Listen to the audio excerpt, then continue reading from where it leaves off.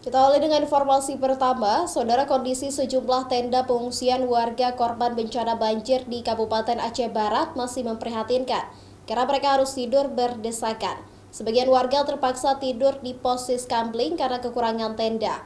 Pengungsi juga belum mendapatkan aliran listrik di kamp pengungsian. Puluhan warga Gampung Lehan, Kecamatan Johan Pahlawan, Kabupaten Aceh Barat terpaksa mengungsi ke tempat yang lebih tinggi karena rumah mereka terendam banjir sejak Kamis kemarin.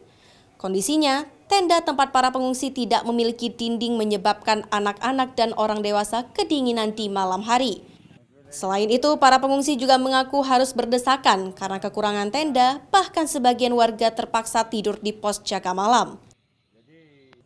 Sejak dari habis siang tadi memadang sore, kami nggak mengungsi. Beginilah keadaan kami sampai malam nih. Ya, mau bilang apa, memang tinggal apa adanya lah sekarang kami ini.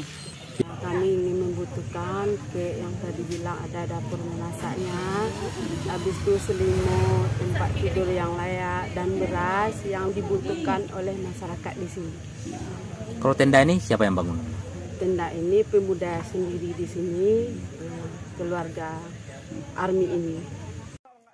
Mereka berharap pemerintah segera menyediakan tenda pengungsian yang lebih layak, terutama untuk para ibu yang memiliki anak-anak, serta selimut dan makanan tanggap darurat.